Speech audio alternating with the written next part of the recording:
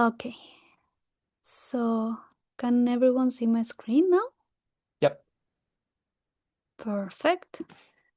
Uh, okay. Um, yeah, so what I wanted to chat about, and I think this is more an exploration talk, and I would love to hear your thoughts, input, comments after this quick show and tell, is my experience with MCP servers and connecting them with the CHAOSS practitioner guides and the metrics that serves in those practitioner guides. So I already introduced myself. I'm Anna. I'm currently working at several Linux Foundation projects, specifically the Tudo Group and projects around the PyTorch Foundation. And I was recently elected also as a Agentic AI Foundation ambassador. Uh, I usually contribute in several projects across Tudo, PyTorch, Goose, that we will look. If you don't know about Goose, we will um, briefly share what it is in a few minutes. OpenDY, that it's a ML AI license, open license. CHAOSS, of course. I used to contribute more in the past with Grimoire Lab, but time to time, in between my work, I try to do as much as I can. And some CNCF projects as well.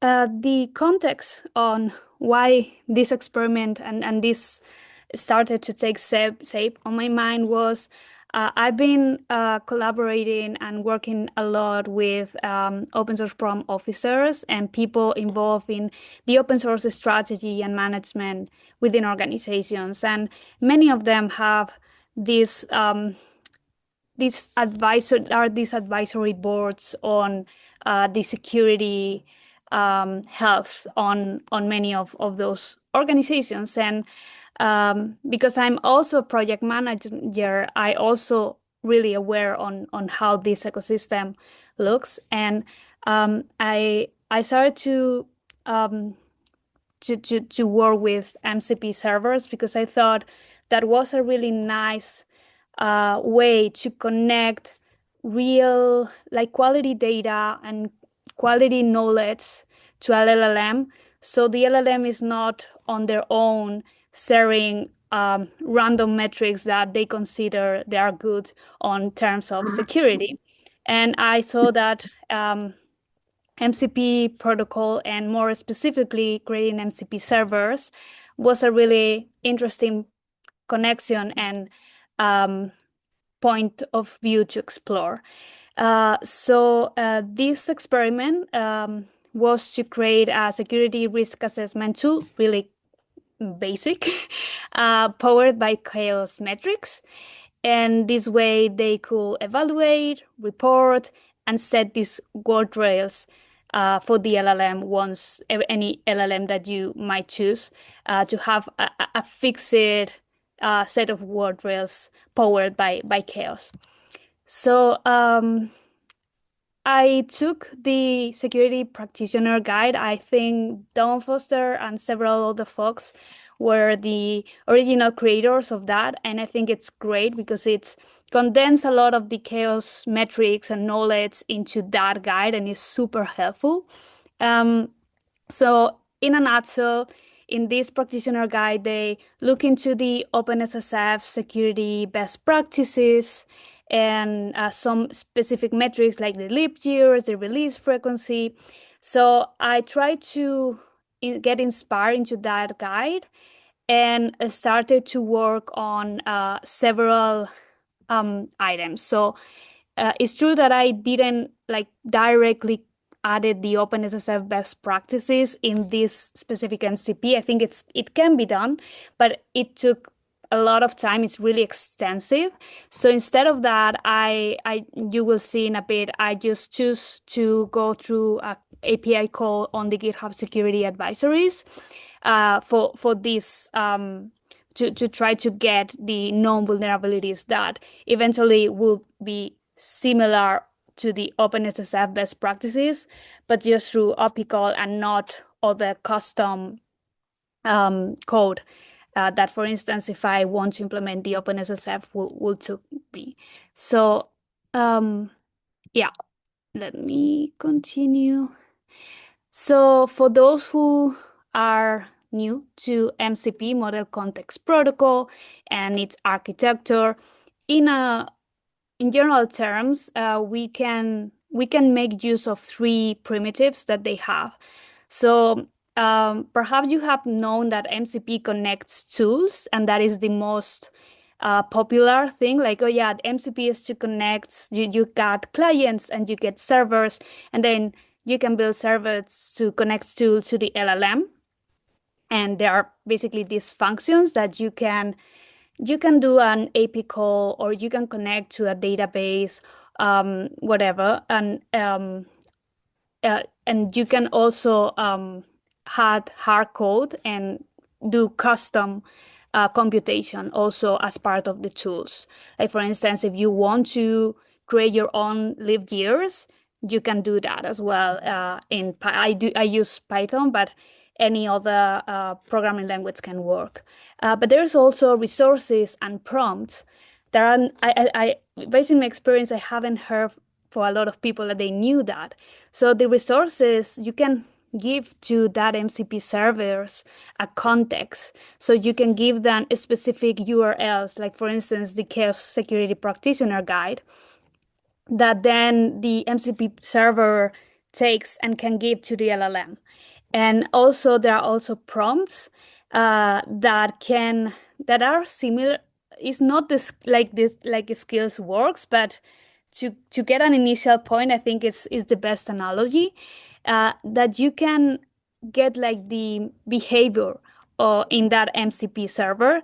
And I call it like the expert. So you can be like a security expert. And these are also ingested into the prompt primitive. So in my experiment, what I did was feeding these three that we will deep dive more into that, to have this guardrail for the LLM when before asking them any questions at all. So the server was really basic. I used Python SDK, fast MCP. I think if you're in other programming language, you have all the official SDKs, but they're really quick. It gets you start really quick with MCP. So I really recommend if you want to start experimenting. And then the HTTP client for API requests, because we will be asking requests for some through the GitHub API.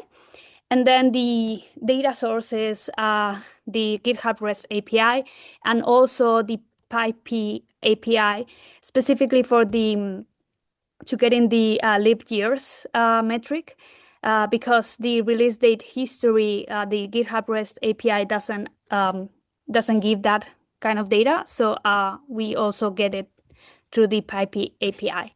So it's just a server.py file that will start feeding that MCP server. And then within that server.py, we start calling the tool. So it's just like the decorator mcp.tool, and you start getting the functions of each of the specific metrics. In my case, I did the repo info, the release frequency, the security advisories, and the libyears. I just wanted to deep dive a bit more on the libyears because for me, I think it's the most interesting one. As I mentioned, it takes from the GitHub's dependency graph API, but also it takes the PyP dependency to be able to get the full libyears. For those who doesn't know the metric in depth, so this is the sum of the latest stable release minus the version in use release date. So they have, depending on the organization, I think like 1 to 0 is low risk, and then the 5 to 6 is high risk. That depends, of course, of the person and the project and the organization.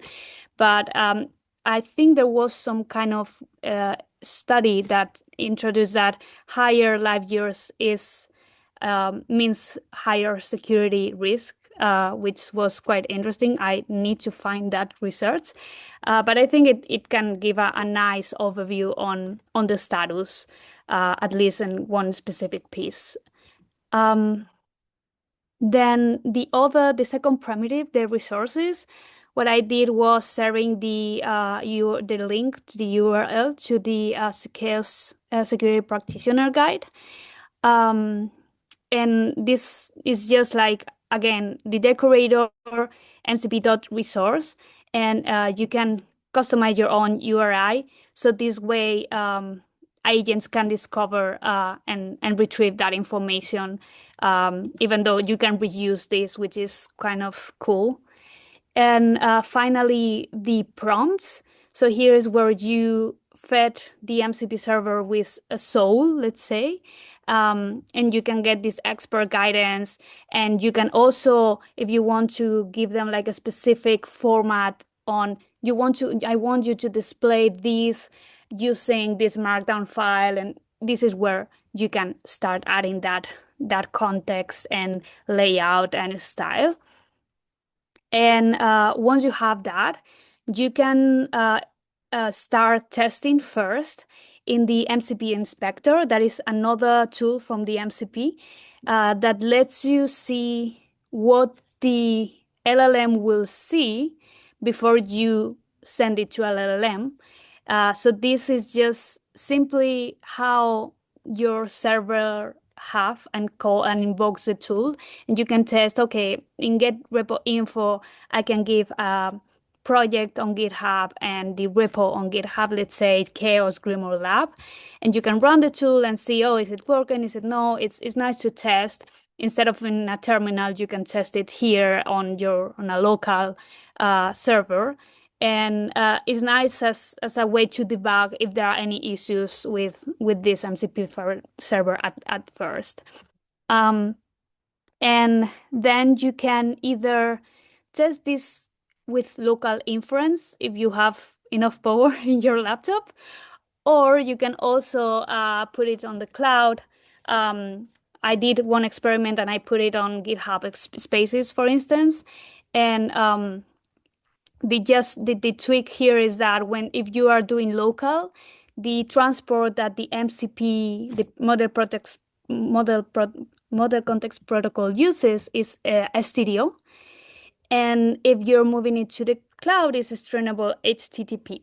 And I did this with a Docker file, and I have a blog that I can point you on the specific steps. But just for you to know that you can either select where to share this, either on the cloud or test it locally. And then regarding on the client, because we mentioned about the servers, and then this needs taken with a client.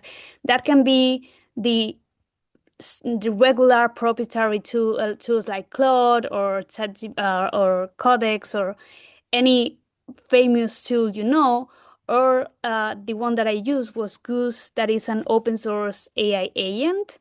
And I love it because it's really nice.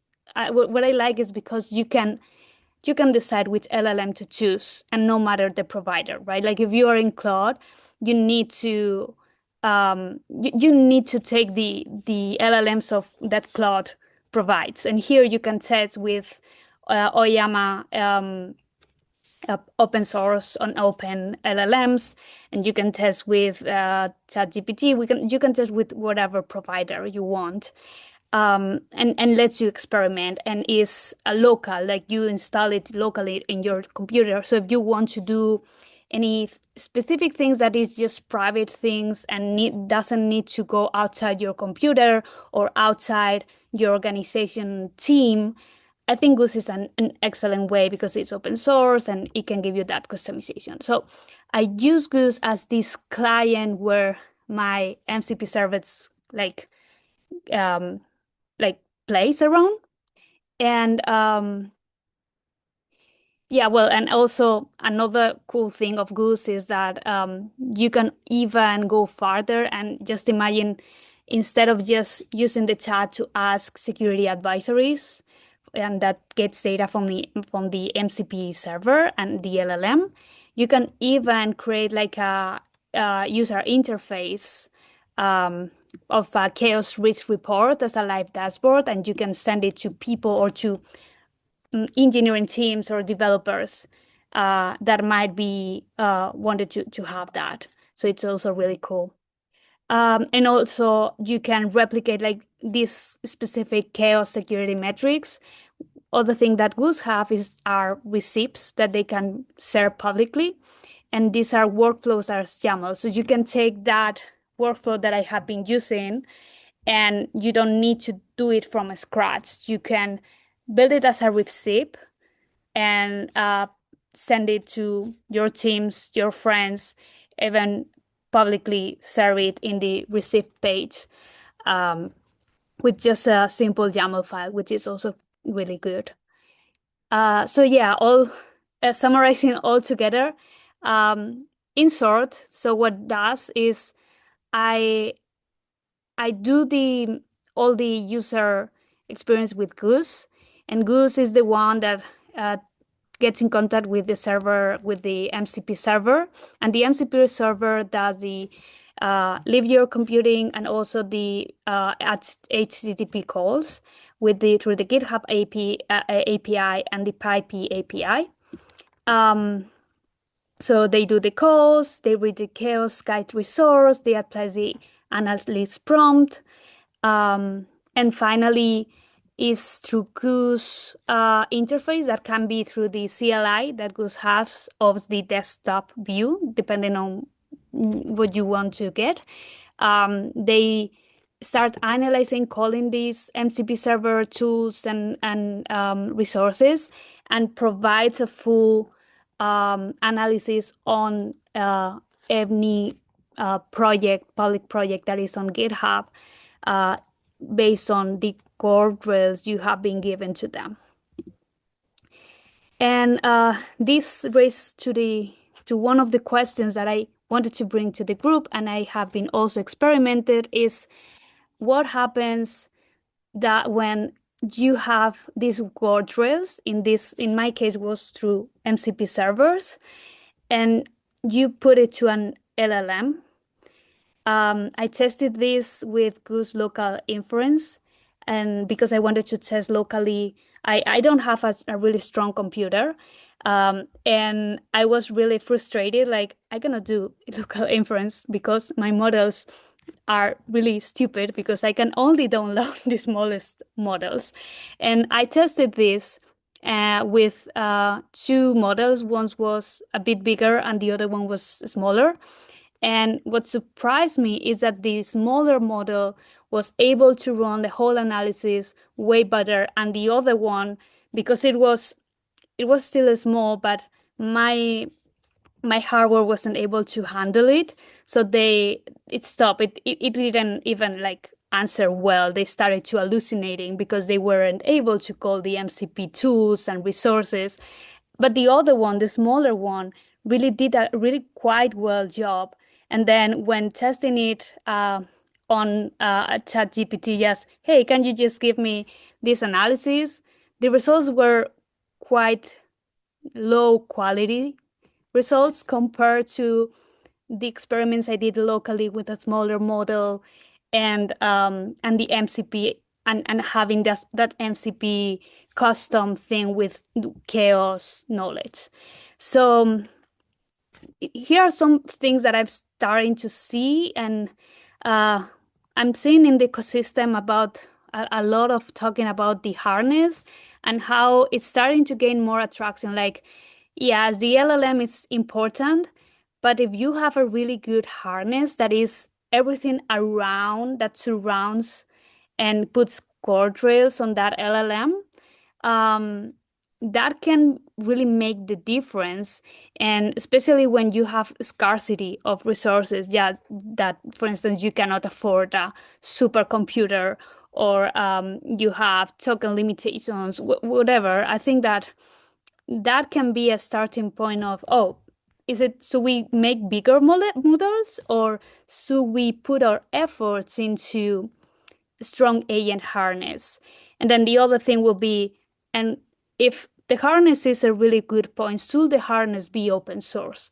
For instance, Goose is a good example of an open source agentic harness, because it gives companies, organizations, and even ourselves, if you're also a student, the flexibility to change and to customize and to decide and to put this security if you want to. So yeah, this is just an open question, and I like to get the next couple of minutes your input from this, and if you've experimented a similar or facing a similar issue, what were your results on that? Yeah, so I think that's almost all. The takeaways: CHAOSS can give questions and these guardrails and threshold to interpret those results. And if you put it or inject into MCP servers, they can give that knowledge to the model in a meaningful way. And then Goose, that is the agent, can help to put everything into work and have that flexibility of which providers, which model you decide to do. And if you want to put it on the cloud, or if you want to test it locally, and put it, you can have it on the CLI. You can also use it through the desktop view. And you can also set the local inference that they recently updated. And yeah, I think that's all. I share some additional resources. I'm apologetic because I did not have time to publish this. This is running right now on my local machine, but I'm planning to share it on my GitHub so everyone can have access to these slides, and we can discuss together. So I'll stop sharing.